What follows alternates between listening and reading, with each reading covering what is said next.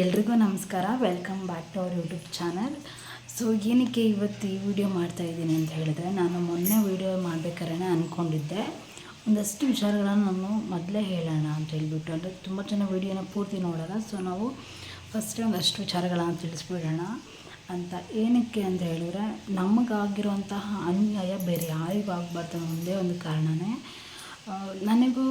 ನನಗೆ ಯೂಟ್ಯೂಬಲ್ಲಿ ಸುಮಾರು ವೀಡಿಯೋಸ್ ನೋಡಿದ್ದೀನಿ, ಮತ್ತು ಈ ಡೆಲಿವರಿ ಬಗ್ಗೆ, ಲೇಬರ್ ಪೇಯ್ನ್ ಬಗ್ಗೆ, ಹಾಸ್ಪಿಟಲ್ಸ್ ಬಗ್ಗೆ ಎಲ್ಲನೂ ಆ ಪ್ರೆಗ್ನೆನ್ಸಿ ಟೈಮಲ್ಲೇ ನಮ್ಗೆ ಅನಿಸುತ್ತೆ ಇನ್ನೂ ತಿಳ್ಕೊಬೇಕಂತ. ಸೊ ಆ ಥರ ಎಲ್ಲ ತಿಳ್ಕೊಂಡು ಕೂಡ ನಾನು ಹಲವಾರು ಮಿಸ್ಟೇಕ್ಗಳನ್ನ ಮಾಡಿದ್ದೀನಿ ಅಂತಲೇ ಹೇಳ್ಬೋದು.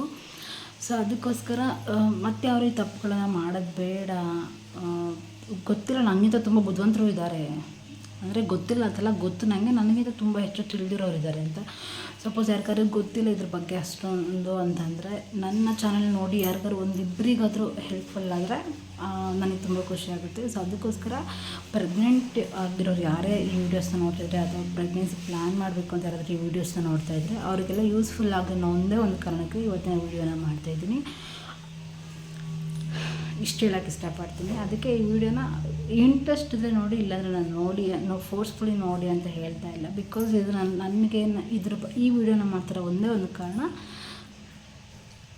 ಗೊತ್ತಿದ್ದರೆ ಯಾರೂ ತಪ್ಪು ಮಾಡೋದು ಬೇಡ. ಯಾಕಂದರೆ ಹೊಟ್ಟೆಯಲ್ಲಿ ಮಗು ಬಿದ್ದಾಗಲೇ ಹಲವಾರು ಕನಸುಗಳನ್ನು ಕಾಣ್ತಾ ಕಾಯ್ತಾ ಇರ್ತಾರೆ ಮಗು ಯಾವಾಗ ಬರುತ್ತೆ ಅಂತಂದ್ಬಿಟ್ಟು. ಅದರಲ್ಲಿ ನಾನು ಕೂಡ ಒಬ್ಬಳು. ಸೊ ನಾನು ಮಾಡಿರೋಂಥ ತಪ್ಪು ಯಾರೂ ಕೂಡ ಮಾಡೋದು ಬೇಡ ಅನ್ನೋ ಒಂದೇ ಒಂದು ಕಾರಣಕ್ಕೇ ಇವತ್ತಿನ ವಿಡಿಯೋನ ಮಾಡ್ತಾಯಿದ್ದೀನಿ. ಸೊ ಫಸ್ಟ್ ಆಫ್ ಆಲ್ ನಿಮಗೆ ಡೆಲಿವರಿ ಫಸ್ಟ್ ಡೇಟ್ ಕೊಟ್ಟಿರ್ತಾರೆ, ನಿಮಗೆ ಫಸ್ಟ್ ಮಂತಲ್ಲೇ ಕೊಟ್ಟಿರ್ತಾರೆ ಡೆಲಿವರಿ ಡೇಟ್, ನಿಮ್ಮ ಪೀರಿಯಡ್ಸ್ ಡೇಟ್ ಪ್ರಕಾರ. ಸೊ ಆ ಡೇಟ್ವರೆಗೂ ಕೂಡ ವೆಯ್ಟ್ ಮಾಡಬಹುದು. ಅವ್ರು ಕೊಡೋದು ಹತ್ತಿರ 40 ವೀಕ್ಸ್ ಸಮಥಿಂಗ್ ಆ ಥರ ಕೊಡ್ತಾರೆ. ನಿಮಗೆ ಸ್ಕ್ಯಾನಿಂಗ್ಸ್ ಎಲ್ಲನೂ ವೀಕ್ಸ್ಗೆ ಕ್ಯಾಲ್ಕುಲೇಷನ್ ಆಗೋದು. ಸೊ ನಿಮಗೆ ಪೇಯ್ನ್ ಫಸ್ಟ್ ನೀವು 9 ಮಂತ್ಸ್ಗೆ ಹೋದಾಗ 9 ಮಂತ್ಸ್ ಸ್ಟಾರ್ಟಿಂಗಲ್ಲಿ ಒಂದು ಸ್ಕ್ಯಾನ್ ಮಾಡ್ತಾರೆ. 9 ಮಂತ್ ಆದಮೇಲೆ ಮಿಡ್ಲಲ್ಲಿ ಒಂದು ಸ್ಕ್ಯಾನ್ ಮಾಡಬೇಕಂತ, ಗ್ರೋತ್ ಸ್ಕ್ಯಾನು. ಬಟ್ ನನಗಿದು ಗೌರ್ಮೆಂಟ್ ಹಾಸ್ಪಿಟಲಲ್ಲಿ ಹೇಳೇ ಇಲ್ಲ. ನಾನು ಇದ್ರ ಬಗ್ಗೆ ನಾನು ಕೂಡ ತಿಳ್ಕೊಳ್ಳೋಕ್ಕೆ ಹೋಗಿಲ್ಲ. ಸೊ ಸೆಂಟ್ರಲ್ ಒಂದು ಟೈಮ್ ಮಾಡಬೇಕು, ಡೆಲಿವರಿ ಡೇಟ್ ಹತ್ತಿರ ಇರಬೇಕಾದ್ರೆ ಒಂದು ಸ್ಕ್ಯಾನ್ ಮಾಡ್ತಾರಂತೆ. ಅಂದರೆ ಡೆಲಿವರಿಗೆ ನಾರ್ಮಲ್ಗೆ ಸಿಸೇರಿಯನ್ ಮಾಡೋದು ಅಂತ ಹೇಳ್ಬಿಟ್ಟು ಡಾಕ್ಟರ್ಸ್ಗೆ ಐಡಿಯಾ ಬರೋಕ್ಕೆ, ಮಗುದು ವೆಯ್ಟ್ ಆಗಿರ್ಬೋದು ಅಥವಾ ಪೊಸಿಷನ್ನು ಮತ್ತು ಬ್ಲಡ್ ಲೆವೆಲು ಮತ್ತು ಫ್ಲೂಯಿಡ್ ಲೆವೆಲ್ ಎಲ್ಲ ಕೂಡ ಚೆಕ್ ಮಾಡ್ತಾರೆ. ಸೊ ಅದಕ್ಕೋಸ್ಕರ ಡೆಲಿವರಿ ಡೇಟ್ಗಿಂತ ಸ್ವಲ್ಪ ಮುಂಚೆ ನಮಗೆ ಸ್ಕ್ಯಾನ್ ಮಾಡ್ತಾರೆ. ಅದು ಕೆಲವೊಂದು ಡಾಕ್ಟರ್ಸ್ ಪ್ರಿಫರ್ ಮಾಡದೇ ಇದ್ದರೂ ಕೂಡ ನೀವು ಒಂದು ಸರಿ ಸ್ಕ್ಯಾನಿಂಗ್ ತೆಗೆಸಿ ತೋರಿಸಿ ತಿಳ್ಕೊಳ್ಳಿ. ನಮಗೆ ಹೇಳಿಲ್ಲ. ಸೊ ಆಮೇಲೆ ನನಗೆ ಗೊತ್ತಾಯಿತು ಮಾಡಿಸ್ಬೇಕಿತ್ತು ಅಂತ ಹೇಳಿಬಿಟ್ಟು. ಸೊ ಇವಾಗ ನನಗೆ 9 ಮಂತ್ ಸ್ಟಾರ್ಟಿಂಗಲ್ಲಿ ಮಾಡಿದಾಗ ಮಗು 3 kg 400 ಗ್ರಾಮ್ ಇತ್ತು. ಡೆಲಿವರಿ ಡೇಟ್ ಅಷ್ಟರಲ್ಲಿ 3 kg 700 ಗ್ರಾಮ್ ಇತ್ತು. ಸೊ ನಾನು ಮಿಡ್ಲಲ್ಲಿ ಸ್ಕ್ಯಾನ್ ಮಾಡಿಸಿದ್ರೆ ನನಗೆ ಗೊತ್ತಿರೋದು ನಂಗೆ ನಾರ್ಮಲ್ ಡೆಲಿವರಿ ಆಗೋಲ್ಲ ಅಂತ. ಸೊ ನಾವು ವೆಯ್ಟ್ ಮಾಡ್ತಾ ಇರಲಿಲ್ಲ, ಮತ್ತು ಸಿಸೇರಿಯನ್ ಮಾಡಿಸ್ಕೊತಿದ್ದೆ. ಸೊ ಈ ಥರ ಮಿಸ್ಟೇಕ್ಗಳನ್ನ ದಯವಿಟ್ಟು ಹೇಳ್ತಿದ್ದೀನಿ, ರಿಕ್ವೆಸ್ಟ್ ಅಂತಲೇ ಅಂದ್ಕೊಳ್ಳಿ. ಬಿಕಾಸ್ ನಾನು ನೋವು ತಿಂದಿರೋದ್ರಿಂದ ನಿಮ್ಗೆ ಹೇಳ್ತಾ ಇದ್ದೀನಿ, ಈ ಮಿಸ್ಟೇಕ್ ಮಾಡೋಕ್ಕೆ ಹೋಗಲೇಬೇಡಿ. ಮತ್ತು ನೀವು ಹಾಸ್ಪಿಟಲ್ಗೆ ಫಸ್ಟ್ ಮಂತಂದು ತೋರಿಸಿರ್ತೀರಲ್ಲ, ಫಸ್ಟು ನೀವು ಪೀರಿಯಡ್ ಸ್ಟಾಪ್ ಆಗಿ ನೀವು ಎಲ್ಲಿ ಕನ್ಫರ್ಮೇಷನ್ ತೊಗೊಂಡಿರೋ ಅದೇ ಹಾಸ್ಪಿಟಲಲ್ಲೇ ನೀವು ಡೆಲಿವರಿವರೆಗೂ ತೋರಿಸಿ. ಸಪೋಸ್ ಏನಾದರೂ ಹಸ್ಬೆಂಡ್ ಮನೆಯಿಂದ ತಾಯಿ ಮನೆಗೆ ಬಂದು ಹಾಸ್ಪಿಟಲ್ ಚೇಂಜ್ ಮಾಡಬೇಕು, ಹಸ್ಬೆಂಡ್ ಮನೆ ದೂರ ಆಗುತ್ತೆ ಅಂದರೆ ಮಾತ್ರ ನೀವು ತಾಯಿ ಮನೆ ಹತ್ರ ಹಾಸ್ಪಿಟಲ್ನ, ಅದು ಒಳ್ಳೆ ಹಾಸ್ಪಿಟಲ್, ಹತ್ತಿರ ಇರುವಂಥ ಹಾಸ್ಪಿಟಲ್, ಎಲ್ಲ ಫೆಸಿಲಿಟಿನೂ ಇರಬೇಕು. ಸಿಸೇರಿಯನ್ ಎಮರ್ಜೆನ್ಸಿ ಸಿಸೇರಿಯನ್ ಇದ್ದರೆ ಸಿಸೇರಿಯನ್ ಮಾಡೋಕ್ಕೆ ಸರ್ಜನ್ಸ್ ಇರಬೇಕು. ನಾರ್ಮಲ್ ಡೆಲಿವರಿ ಆದರೆ ಏನೇ ಕಾಂಪ್ಲಿಕೇಶನ್ಸ್ ಬಂದರೂ ಅದನ್ನು ಫೇಸ್ ಮಾಡುವಂತಹ ಎಕ್ಸ್ಪೀರಿಯನ್ಸ್ ಡಾಕ್ಟರ್ಸ್ ಇರಬೇಕು. ಸೊ ಇದ್ರ ಬಗ್ಗೆ ಎಲ್ಲ ಫಸ್ಟೇ ಕೇಳ್ಕೊಳ್ಳಿ. ದುಡ್ಡು ಕಾಸು ಹೋದರೆ ಇವತ್ತು ನಾಳೆ ಸಂಪಾದನೆ ಮಾಡಿಬಿಡ್ತೀವಿ, ಮಗು ಹೋದ್ರೂ ನಾನು ಬರುತ್ತಲ್ಲ ಅಂತ ತುಂಬ ಜನ ಕೇಳ್ಬೋದು. ಬಟ್ ಆ ನೋವಿದೆಯಲ್ಲ, ಅದರಿಂದ ಈಚೆ ಬರೋಕ್ಕೆ ತುಂಬ ಕಷ್ಟ. ನಾವು ಹೇಳ್ಬೋದು ಅಷ್ಟೇ, 9 ತಿಂಗಳು ಹೊಟ್ಟೆಲಿ ಇಟ್ಕೊಂಡು ಕೈಗೆ ಮಗು ಬರದೇ ಇದ್ದಾಗ ಆ ನೋವು ಜಾಸ್ತಿ ಕಷ್ಟ. ಅದಕ್ಕೋಸ್ಕರ ನೀವು ಫಸ್ಟೇ ಎಲ್ಲ ಥರ ಫೆಸಿಲಿಟಿ ಇರುವಂಥ ಹಾಸ್ಪಿಟಲೇ ನೋಡಿ. ನಿಮಗೆ ಪೇಯ್ನ್ ಬರೋ ತನಕ ವೆಯ್ಟ್ ಮಾಡಬಾರ್ದು, ಮೊದಲೇ ಸಿಸೇರಿಯನ್ ಮಾಡಿಸ್ಕೊಳ್ಳಿ ಅಂತ ಡಾಕ್ಟ್ರ್ ಹೇಳ್ತಾರೆ. ಪ್ಲೀಸ್ ಡಾಕ್ಟರ್ ಮಾತನ್ನ ಕೇಳಿ. ನಾವು ಅಂದ್ಕೊಂಡ್ಬಿಡ್ತೀವಿ ಇವರು ನಾರ್ಮಲ್ ಆಗೋಂಗಿದ್ದು ಸಿಸೇರಿಯನ್ ಮಾಡಿಬಿಡ್ತಾರೆ ಅಂತ. ನಿಜವಾಗ್ಲೂ ಆ ಥರ ಎಲ್ಲ ಇಲ್ಲ. ನನ್ನ ತಪ್ಪು ಕಲ್ಪನೆ, ನಾನು ಕೂಡ ಹಾಗೆ ಅಂದ್ಕೊಂಡೆ, ಬೇಗ ಅವರೇ ಸಿಸೇರಿಯನ್ ಮಾಡಿಬಿಡ್ತಾರೆ ಅಂತ. ಅವರು ರಿಸ್ಕ್ ತೊಗೊಳಕ್ಕೆ ಇಷ್ಟಪಡಲ್ಲ. ಪ್ರೈವೇಟಲ್ಲಿ ಮೇಯ್ನ್ ಏನು, ರಿಸ್ಕ್ ತೊಗೋಬಾರ್ದು, ಹಾಸ್ಪಿಟಲ್ಗೆ ಕೆಟ್ಟ ಹೆಸರು ಬರಬಾರ್ದು.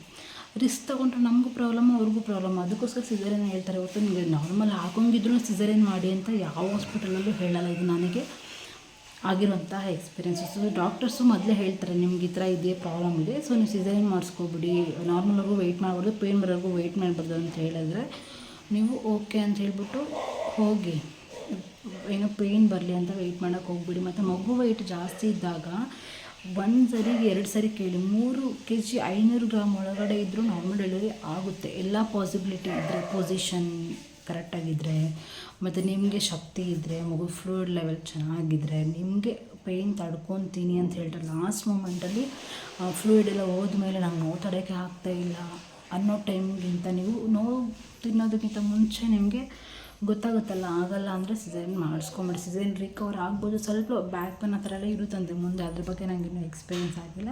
ಸೊ ಈ ಸಿಸೇರಿಯನ್ ರಿಕವರ್ ಆಗೋಕ್ಕೆ ಒಂದು 15 ದಿನ ಟೈಮ್ ತೊಗೊಳುತ್ತೆ. ಆಮೇಲೆ ನೀವು ನಾರ್ಮಲಾಗಿ ಓಡಾಡ್ಕೊಂಡು ಮನೆ ಕೆಲಸ ಸಣ್ಣ ಪುಟ್ಟ ಮಾಡ್ಕೊಬೋದು, ಏನೂ ಪ್ರಾಬ್ಲಮ್ ಇಲ್ಲ.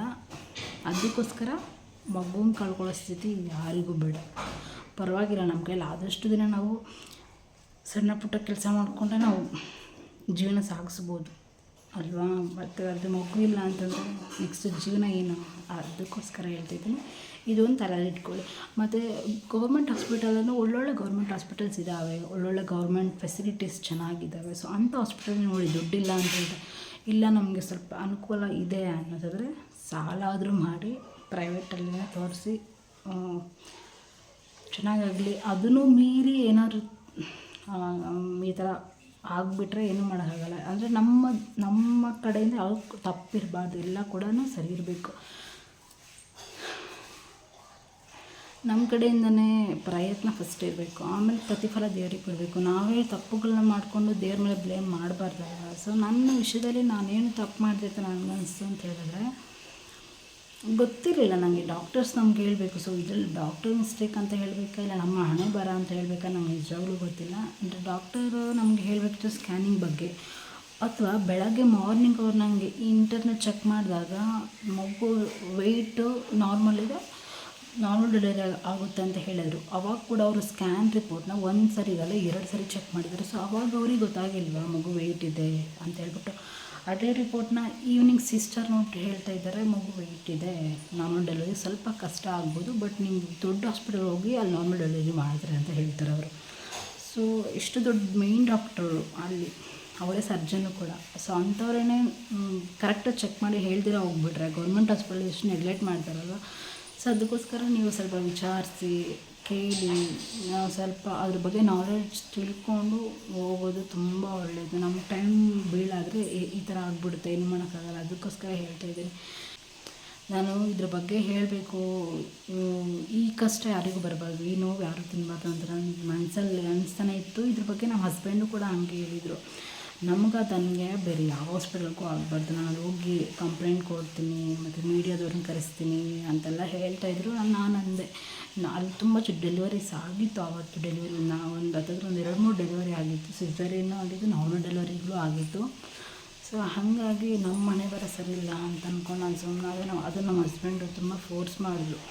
ಒಂದು 2-3 ವಾರ ಅವರಿಗೆ ಹಾಸ್ಪಿಟಲ್ ಮೇಲೆ ಸಖತ್ ಕೋಪ ಇತ್ತು, ದೇವ್ರ ಮೇಲೆ ಸಖತ್ ಕೋಪ ಇತ್ತು. ನನಗಂತೂ ದೇವ್ರ ಮೇಲೆ ಒಂದು ಚೂರು ನಂಬಿಕೆ ಇಲ್ಲ. 1 ತಿಂಗಳು ಪೂರ್ತಿ ದೇವರಿಲ್ಲ, ಏನಿಲ್ಲ, ನಾವು ದೇವರೇ ಬೇಡ, ನನ್ನ ಜೀವನ ಹಾಳಾಯ್ತು, ಇನ್ನೇನು ಜೀವನನೇ ಇಲ್ಲ ನೆಕ್ಸ್ಟು ಅಂತ ಅಂದ್ಕೊಂಡಿದ್ದೆ. ನಮ್ಮಮ್ಮ, ನಮ್ಮ ಹಸ್ಬೆಂಡು ಇವರೆಲ್ಲ ಕೊಟ್ಟಿದ್ದ ಧೈರ್ಯನೇ ಇರಬೇಕು ಅಂತ. ಫ್ಯಾಮಿಲಿ ಇಲ್ಲ ಇವರೆಲ್ಲ ಇಲ್ಲ ಅಂದಿದ್ರೆ ನಾನು ಏನಾಗ್ತಿದ್ದು ನನಗೆ ಗೊತ್ತಿಲ್ಲ. ಅದಕ್ಕೆ ತಂದೆ ತಾಯಿ ಜೀವನದಲ್ಲಿ ತುಂಬ ಮುಖ್ಯವಾದ ಪಾತ್ರವನ್ನು ವಹಿಸ್ತಾರೆ. ಅವರು ನಮ್ಮನ್ನು ಹೆರ್ತಾರೆ, ನಮ್ಮನ್ನು ಸಾಕ್ತಾರೆ, ನಮಗೆ ಒಂದು ವಿದ್ಯಾಭ್ಯಾಸ ಕೊಡಿಸ್ತಾರೆ, ನಮಗೊಂದು ಜೀವನ ಕೊಡ್ತಾರೆ. ಇಲ್ಲಿಗೆ ಅವ್ರಿಗೆ ಮುಗಿಯುತ್ತೆ. ಆಮೇಲೆ ಹೇಳಿದ್ರು ಗಂಡ ಅತ್ತೆ ಮಾವ ನೋಡ್ಕೋಬೇಕು. ಅದನ್ನು ಮೀರಿ ತಂದೆ ತಾಯಿ ನಮ್ಗೆ ಹೆಲ್ಪ್ ಮಾಡ್ತಾರೆ ಪ್ರತಿಯೊಂದು ಸ್ಟೇಜಲ್ಲೂ ಅಂತಂದ್ರೆ, ನಮ್ಮ ಮದುವೆದಾಗಿಂದ ಸಾಕಷ್ಟು ಸ್ಯಾಕ್ರಿಫೈಸ್ ಮಾಡಿದರೆ ನಮ್ಮ ಅಪ್ಪ ನಮ್ಮ ಅಮ್ಮ. ಆಮೇಲೂ ತುಂಬ ಕೇರ್ ಮಾಡಿದ್ದಾರೆ ನನ್ನ. ಸೊ ಹಾಗಾಗಿ ನನಗೆ ತುಂಬ ಪ್ರೌಡ್ ಫೀಲ್ ಇದೆ ಇವ್ರ ಮೇಲೆ ಮಾತ್ರ. ನನಗೆ ನಮ್ಮಮ್ಮ ಒಬ್ಬ ಧೈರ್ಯ ಹೇಳಂದಿದ್ರೆ, ನಮ್ಮ ಹಸ್ಬೆಂಡು ತುಂಬ ನೋವುಗಳಿದ್ರು ಆ ಟೈಮಲ್ಲಿ, ಅವರಿಗೂ ಈ ಥರ ಎಲ್ಲ ಆಗ್ಬಿಡ್ತು ಅನ್ನೋದೊಂದಿತ್ತು. ಸೊ ಹಾಗಾಗಿ ಇವ್ರು ಕೊಟ್ಟಿದ್ದ ಧೈರ್ಯನೇ, ನಮ್ಮ ಹಸ್ಬೆಂಡ್ ಅವ್ರಿಗೆ ಅವರ ಫಾರ್ಮ್ ಕೊಟ್ಟಿದ್ದ ಧೈರ್ಯನೂ ಜಾಸ್ತಿನೇ ಇದೆ. ಅದ್ರ ಬಗ್ಗೆ 2 ಮಾತಿಲ್ಲ. ಸೊ ಹಾಗಾಗಿ ಈ ವಿಡಿಯೋನ ಮಾಡೋದಕ್ಕೆ ಇಷ್ಟೇ ಕಾರಣ. ಒಂದಷ್ಟು ಮಿಸ್ಟೇಕ್ಗಳನ್ನ ಮಾಡೋಕ್ಕೆ ಹೋಗ್ಬಾರ್ದು. ಅದು ಡೆಲಿವರಿ ಹತ್ತಿರ 9 ಮಂತ್ಸಲ್ಲಿ ಮೇಯ್ನ್ ಇಷ್ಟನ್ನು ಫಾಲೋ ಮಾಡಿಕೊಂಡು ಹೋಗಿ. ಐ ಹೋಪ್ ಯೂಸ್ಫುಲ್ ಆಗಿರುತ್ತೆ ಈ ವಿಡಿಯೋ ತುಂಬ ಜನಕ್ಕೆ ಅಂತ ಅಂದ್ಕೊಂಡಿದ್ದೀನಿ. Thanks for watching. ಈ ವಿಡಿಯೋ ಇಷ್ಟ ಆದರೆ ಲೈಕ್ ಮಾಡಿ.